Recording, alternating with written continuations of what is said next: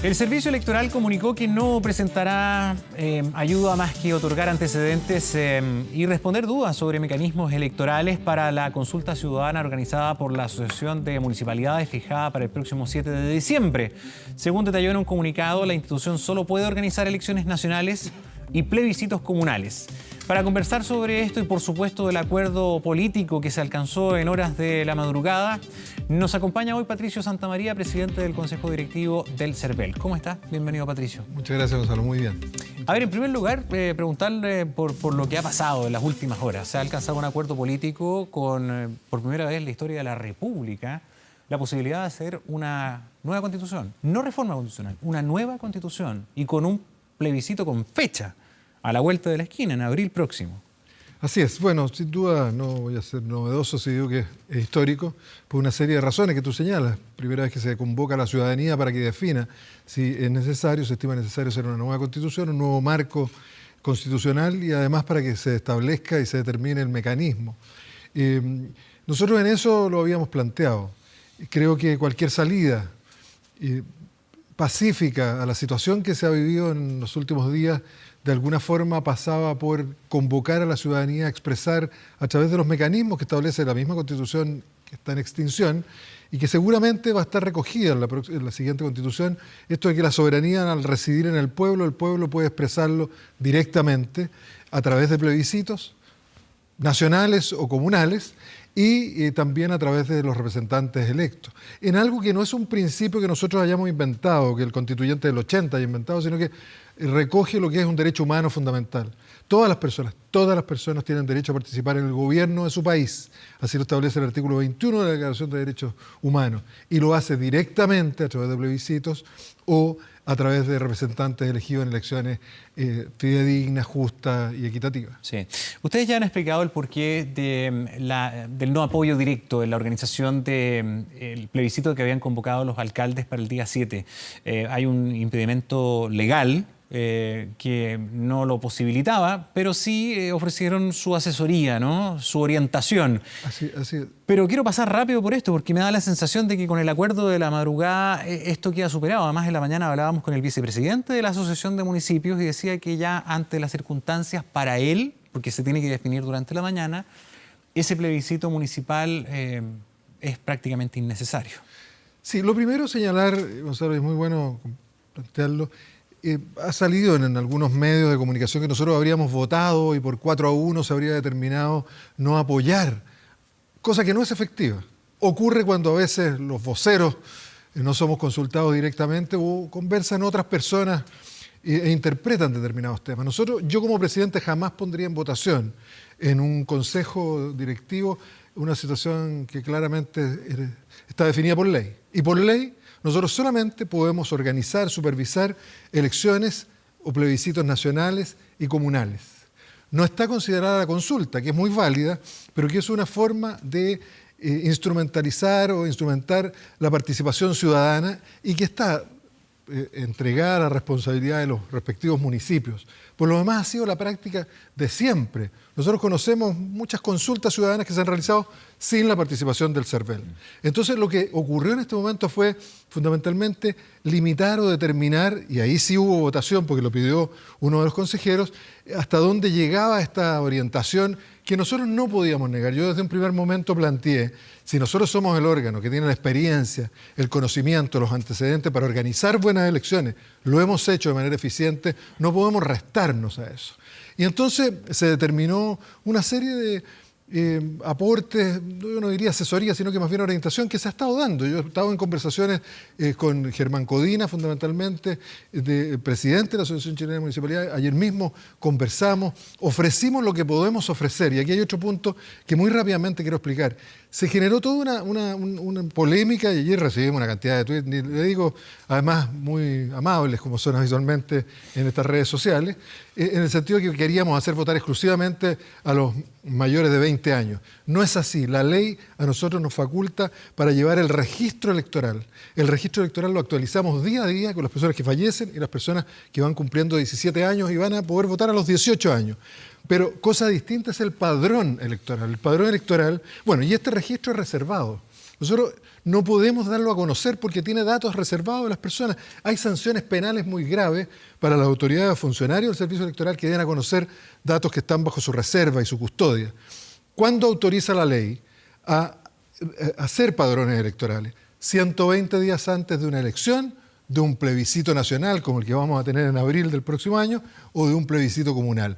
Nunca en el caso de una consulta. No es que nosotros no hubiéramos querido que dos generaciones o jóvenes que cumplieron 18 años el 2018-2019 no pudieran participar. Tendríamos que haber estado locos para eso. Es más, yo conversé claramente una situación y un mecanismo que habría resuelto ese tema con el alcalde Codina.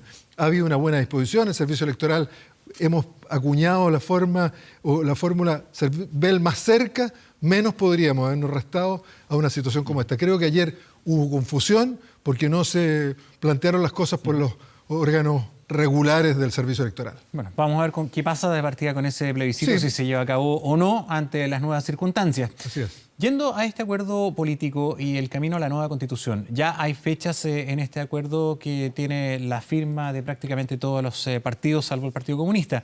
En abril de 2020, en pocos meses más, hay que realizar un primer plebiscito, que es el plebiscito de entrada, que es muy importante porque se preguntará si es que se quiere o no cambiar la Constitución, y segundo, qué mecanismo, que por primera vez abre la puerta a una asamblea electa 100% para esos efectos. ¿Cuáles son los desafíos ante el poco tiempo para poder levantar todo y que esa elección se pueda llevar a cabo? Sí, nosotros tuvimos la oportunidad de plantear este tema el día lunes de esta semana, cuando fuimos invitados por el diputado Matías Walker, presidente de la Comisión de Constitución de la Cámara de Diputados. Se abre un desafío importante. Yo estaba mirando un poco las fechas. Si fuera un día domingo, sería el 5, el 12, el 19 o el 26 de abril. Si uno pensara que el día 26 de abril tiene que retrotraerse 140 días, por ahí por el 5 de diciembre, que es el momento en que se va a cerrar el registro electoral. Este registro que es reservado, que es secreto y que nosotros mantenemos en custodia. Ahora, en un par de semanas. Ahora, eso significa, ¿no es cierto?, que los cambios de domicilio debieran hoy día realizarse por los ciudadanos, las ciudadanas lo pueden hacer presencialmente, lo pueden hacer vía internet en la página www.cervel.cl. Cerrado ese padrón, 140 días antes del plebiscito, a los 120 días nosotros vamos a hacer el padrón provisorio. Un padrón que se entrega a dos empresas auditoras que van a auditar, ver si efectivamente hemos cumplido, hemos hecho bien la tarea. A los 90 días tenemos que publicar, y ahí quiero anticiparme, vamos a recibir la crítica, porque entre otras cosas tenemos que publicar el domicilio de las personas, así nos exige la ley, el padrón auditado. Se publica nombre, edad, sexo, el RUN, el domicilio electoral y la mesa de votación de las personas. ¿Esto para qué? Para que exista un control social, porque a partir de los 90 días se abre un plazo de 10 días para que cualquier ciudadano, ciudadana o partido político, organización pueda ante la justicia electoral pedir la corrección de algún error que haya en ese padrón, pedir la inclusión de nombres, la exclusión de nombres, evitar los acarreos, una serie de situaciones. Ahí tenemos un primer desafío, fijar pronto el día. Así es, fijar pronto el día. Debería ser por efectos prácticos el 26 de abril. O sea, da lo mismo, porque nosotros dijimos incluso, si bien, termino, 60 días antes nosotros ya tenemos que tener el padrón definitivo. Ahora, en su momento dijimos, mire, podemos rebajar incluso y podríamos hacerlo con esfuerzo 90 días antes. De tal manera que cualquier fecha en abril, el 5, el 12, el 19 o el 26, a nosotros nos parece absolutamente razonable y vamos a poder cumplir. Pero también vamos a tener que ver otros temas. Yo creo que aquí hay algunos temas fundamentales. Está regulado, igual que para las elecciones, todo lo que es fundamentalmente el tema de la propaganda, del tiempo para realizar la propaganda, antes del plebiscito, la existencia de la franja de televisión, pero lo que no está regulado, y es muy relevante, porque aquí hay opciones y alternativas, es el límite del gasto electoral, por ejemplo, el límite de los aportes privados que se van a poder recibir por las distintas opciones o quienes planteen las distintas alternativas, el límite del aporte fiscal y, de alguna manera, dar sentido a la supervisión que tenemos que hacer nosotros y al control, sobre todo del dinero, por la importancia que tiene en las decisiones populares. Esta es una elección distinta, nueva. ¿Qué tipo de campaña se puede hacer en la previa de un plebiscito de esta naturaleza que es constitucional, ¿no? Que no estamos eligiendo todavía a las personas que van a integrar esa fórmula para escribir la Constitución. Eso va a ser en octubre. Así es. Pero el plebiscito de abril es más bien una consulta, ¿no? Y ahí en la antesala, ¿cómo debería elaborarse esa franja, esa propaganda electoral? ¿Es informativa? ¿Quién la puede encabezar? ¿Quiénes son los que pueden participar? Yo estoy seguro, Gonzalo, que aquí va a haber personas que van a inscribirse y van a, de acuerdo a la ley, a plantear la opción de mantener la Constitución. Si la pregunta es ¿una nueva Constitución para Chile o no? Allí hay un sí o un no. Sí. Esa es una de las esa es una de las dos preguntas. Y la segunda pregunta, algunos van a estar en la convención mixta. ¿Con parlamentarios? Con parlamentarios. ¿O 100%? O 100% de la Convención Constituyente, que es el símil de la Asamblea Constituyente. Esas opciones se van a dar porque están vigentes y están ahí. Y es muy legítimo que estén. Y ahí va a haber propaganda, va a haber posibilidades, ¿no es cierto?, de usar medios de comunicación, radios, con las limitaciones que tienen que entregarnos previamente las tarifas para que sea justos 60 días antes y hasta el tercer día anterior al plebiscito. Va a haber ese tipo de propaganda. Pero propaganda en las calles. Claro. Es Pero, por ejemplo, ¿va a haber una franja, por ejemplo, televisiva?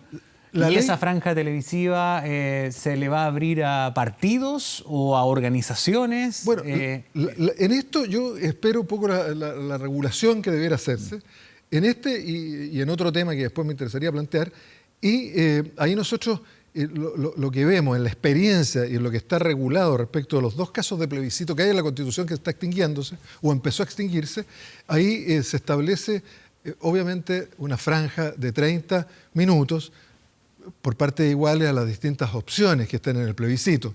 Y eso desde el día 30 hasta el tercer día anterior al plebiscito. Pero eso yo más bien me referiría una vez que esté más o menos claro. Eso, y lo segundo que sí quiero plantear, el tema de que se está tratando por una vía anexa la obligatoriedad del voto, el reponer la obligatoriedad del voto. A mí me parece muy relevante que se haya establecido en el plebiscito ratificatorio posterior al texto constitucional que haya ahí voto obligatorio. Ahora, si se considera por la legitimidad de la Constitución que debiera haber voto obligatorio, yo no veo razón para no establecer o restablecer. Esto es una opinión personal.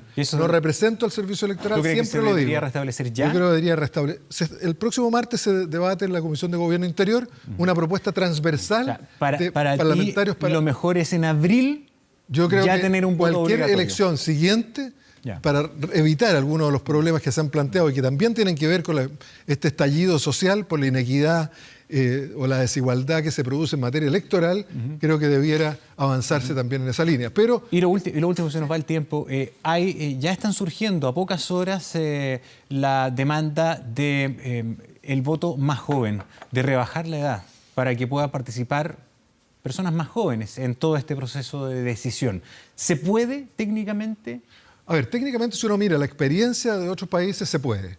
Hay diversos países en nuestro continente que permiten el voto desde los 14 años, desde los 16 años. Incluso establecen voto voluntario desde esa edad hasta la mayoría de edad, hasta los 18 años. Lo mismo para los mayores de 70 o 80 años, como lo establece uno de los proyectos que vamos a conversar el próximo martes en la Comisión de Gobierno Interior de la Cámara de Diputados. Muy bien, Patricio Santamaría, gracias por venir. Que tengas buen día. Gracias, igualmente, Gonzalo. Bien, nos vamos a la pausa, 9:02, ya regresamos.